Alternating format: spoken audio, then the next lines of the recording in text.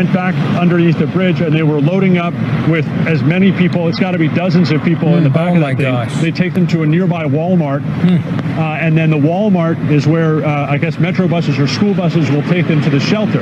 The question is, what shelter are they taking them to? Because I heard Tom say GRB is overcrowded and or not overcrowded, but at the capacity they had planned for. So I think they're, gosh, I certainly have that question. I don't know if we've answered it. But that's what you mean when you say disorganized organization, because there is at least some kind of system. I mean, earlier we've seen reporters have situations where people come out of water like this, and it's late at night, and they're wet, and with their children and their pets, and they really have nowhere to go. At least they have a system where they're taking them to a Walmart where they can be inside and wait and figure out what comes next.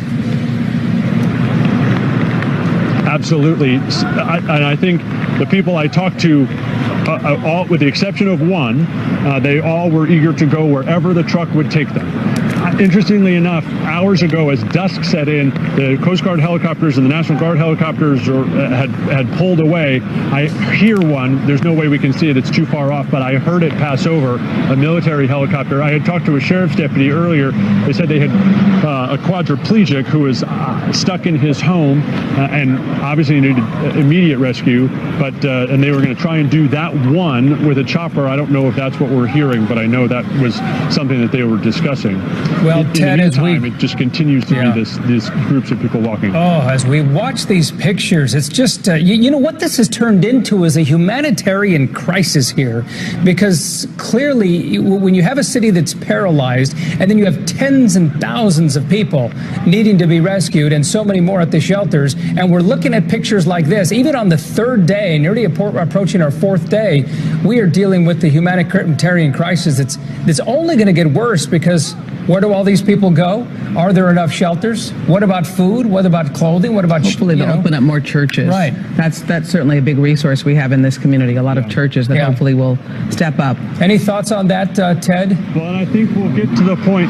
Well, I think Art and Gina will get to the point where I think we'll realize that we cannot shelter this many people in a city even the size of Houston because of the crisis that we are dealing with. Yeah. That our resources will be so strapped that we will likely have to accept other people's offer to shelter some of our neediest in other cities. It's something we've seen with virtually every other major storm. Right. Yeah, Dallas is making a big offer. Absolutely. But I mean, you'll remember in Katrina, exactly, Houston opened its doors to host so many who became Houstonians. And so one programming note, as we say, our battery is about to die. So if you lose our picture, nothing bad has happened. It's just we need to change some equipment.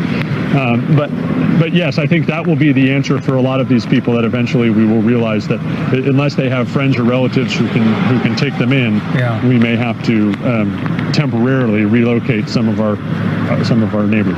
Well, let's see what happens, because yes, we all do remember Hurricane Katrina. We had 150,000 evacuees in this region, and many of them ended up staying, and we welcome them, of course, but we don't want to lose any Houstonians. This is a city filled with heart. There's no question about that, and people are always opening up their hearts and souls to these folks, wanting them to come on in and feeding them and clothing them.